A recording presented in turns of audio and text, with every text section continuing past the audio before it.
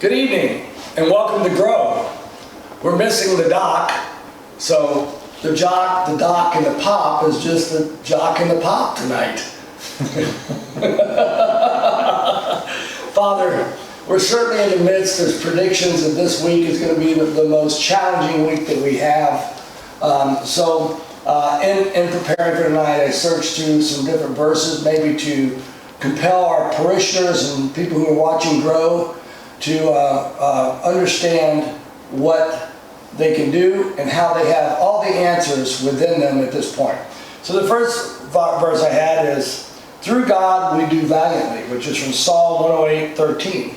So we can look at this crisis and we can look at it and we can say, I'm going to wait for it to go away. I'm going to wait for the government to fix it. I'm going to wait for someone else to fix it. And I'm going to sit and I'm going to worry aimlessly about it. But the second thing we can do is we can recognize this trial as a challenge from God that helps us recognize things and helps us receive blessings that we've never before been able to receive or connect to. So let's talk a little bit about, what do they need to get through? Do they need to be stronger? Do they need to be more faithful? Do they need comfort? Do they need patience? Do they maybe need to forgive someone because maybe they're sitting here going, I might die tomorrow with this thing, and there's someone I need to forgive. So let's talk about the Orthodox faith as an instrument of not only being our vehicle to get through this, but preparing us for any challenge that we have. Thank you, Tasso. Certainly, as Orthodox Christians and as people who are believers and all those that believe in the Holy Bible, challenges, trials are nothing new at all to the life of any Christian.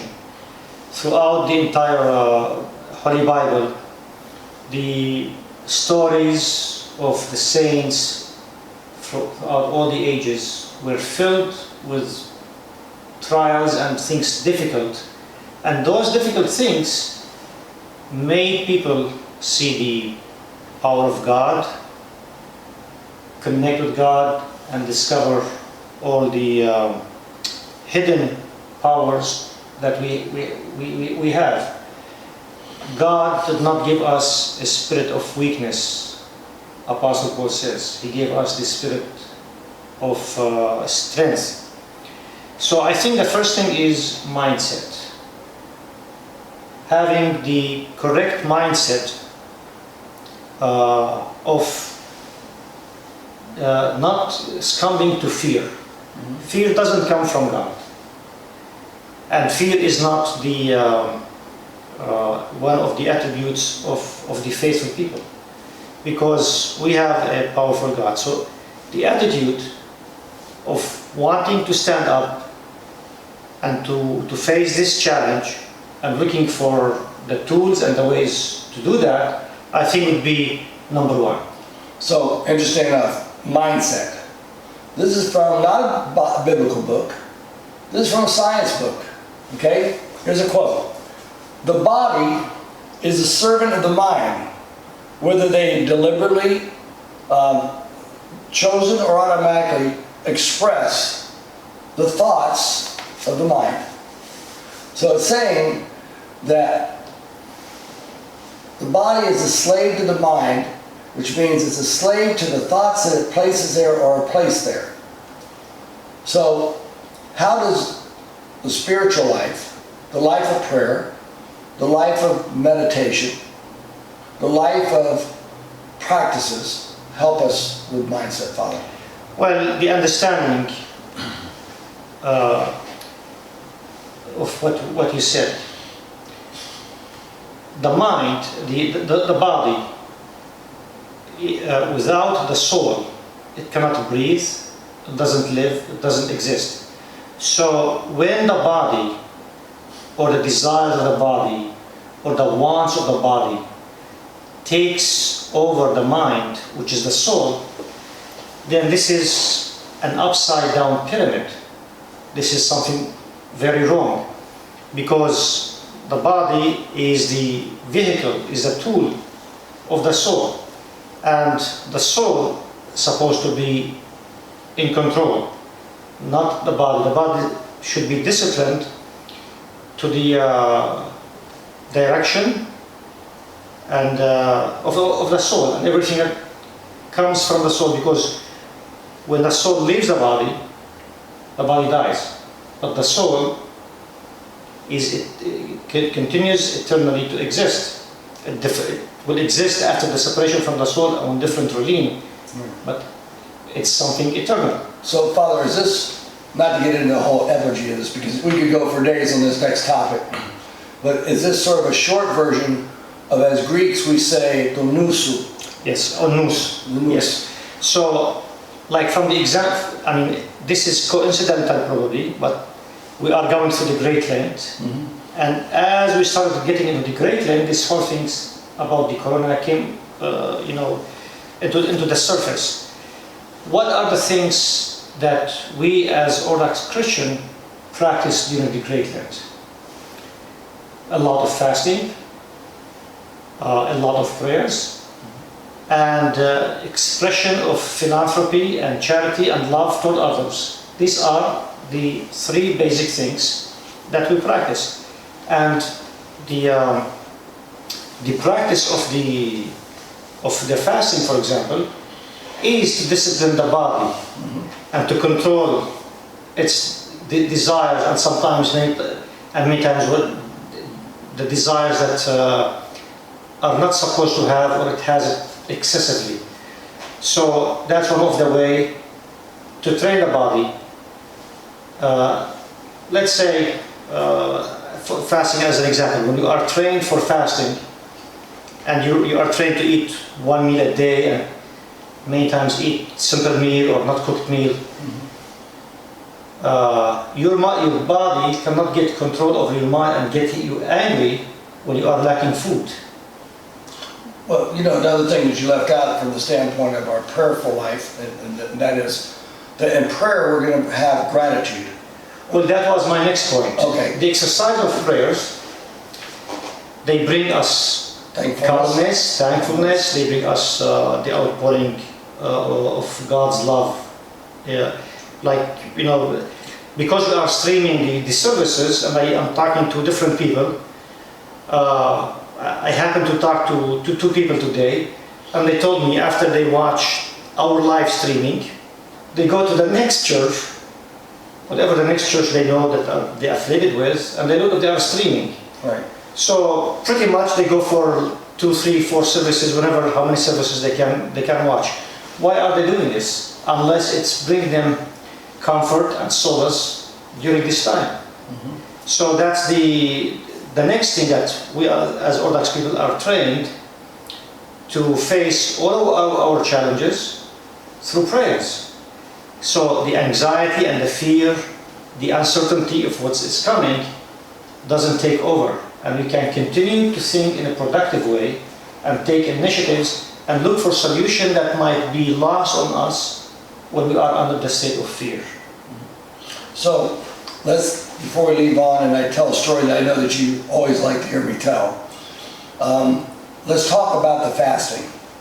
If Dr. Mike were here with us tonight, we'd talk about the gut for a moment, because when you mentioned the soul, and we talked about, you went like this, I went, that's our gut reaction to things. Let's not think that we don't have a mindfulness in our gut. There are physicians and researchers who say as much as 70% of our active mind is in our gut. It's why we say that just doesn't feel right.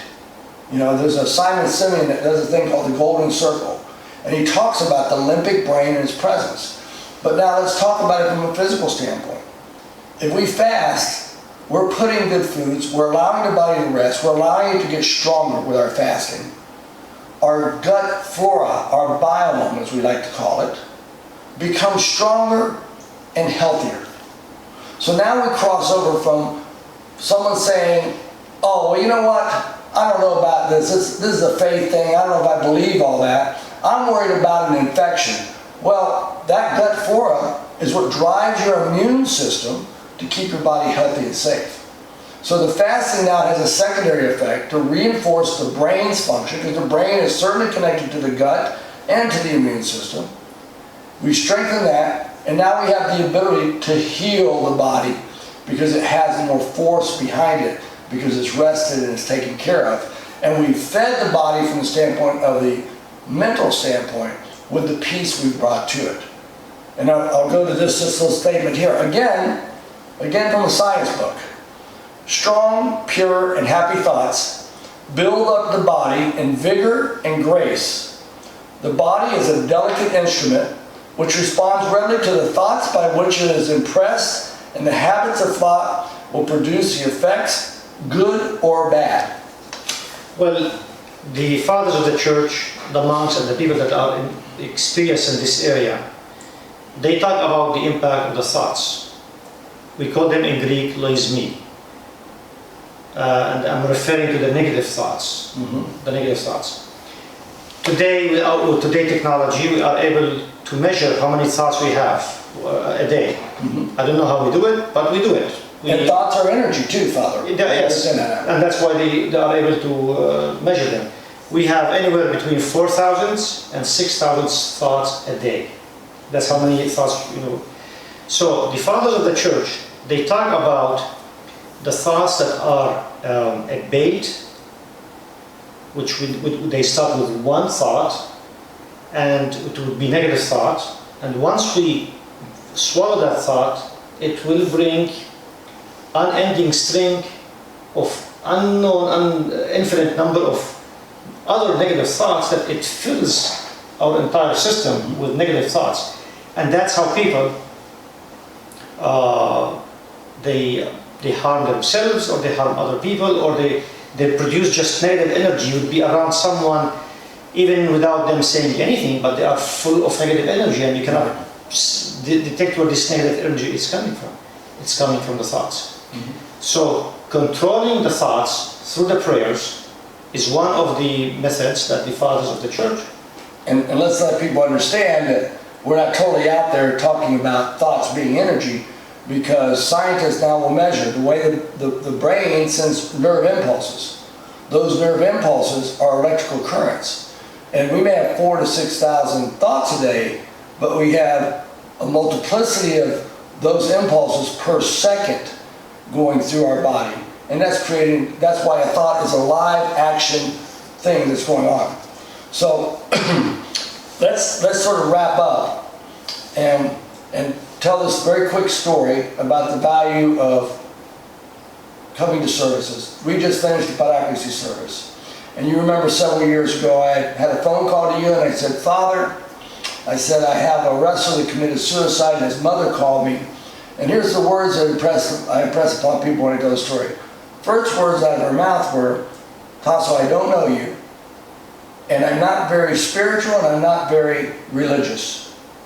But I've been trying to come to a sense of well-being again because of the burden of my son committing suicide. She went on to tell me a story of him committing suicide. We talked. We asked her to come to Paraclesi service. I'd never met her before. We met her afterwards. She was in tears, telling about, now, in the whole service in Greek, there was no translation to hand out. It was the very emphasis of doing the Paraclesis on Wednesday nights. And she's in tears. And the first comments out of her mouth is, the pain that was lifted off me, I feel lighter. You invited her to Divine Liturgy the next day. And at 12 o'clock, I get a phone call at the club with her tearfully on the other side, telling about how this uplifted her. So the Byzantine music, the prayers, even though they weren't in a language she understood, had an effect on her because of the positive energy that came from them. Well, the prayer is something global. It's the language of God. Everybody understands it. Not by bread alone, Jesus said, man can live. So the bread will feed the body, but the prayers that produce connection with God, that's what feeds the soul. And that it's no coincidence that Jesus said, I am the bread of life. So that He is the nourishment of our souls. And whenever whenever we make that connection, regardless who we are, whatever our walks of life, whatever our beliefs, and we touch the divine grace of God, or the divine grace of God touches us, of course, the fatigue of the soul, its hunger, its thirst is going to go away. Father, in conclusion, when I think of affliction and I think of challenge, I think of Job, right? In Job 23:10, he says, when he tested me, I shall come forth as gold. We're certainly in a period of affliction at this time in our lives. We're going through the furnace. Let's consider that to be the furnace that God has provided to refine us to see these blessings. If we only will enact His church and the actions of the church into that. Sometimes you've got to go through the furnace to get to beat the affliction. So we choose, and hope people will choose, to take the second option, as we began to show, and to find this as a blessing. Find this as a blessing God has given you to rediscover your faith, rediscover your purpose, and to come out on the other side of this stronger, more faithful, more centered, and feeling more healthy about yourself because we've transcended what we just went through in this. We have already seen many positive results of this crisis. There will be more positive results in the future, and certainly we are going through the furnace, but that's good. Yeah. So David said, before I was afflicted, I was astray. Now I keep your word, in Psalms 119:67. And I hope people will share this video, tune in. Hopefully Friday night they will have received an envelope from the church with some blessings from the church. We'll be with the president of the church Friday night, and we're going to bring you some resources and programs for the home church, for you to have something to do with your children and as a family to bring the church alive and dynamic in your home. God bless you from Father Joseph Saban and Tasso. Thank you very much, Tasso. Thank you very much, everyone, for watching.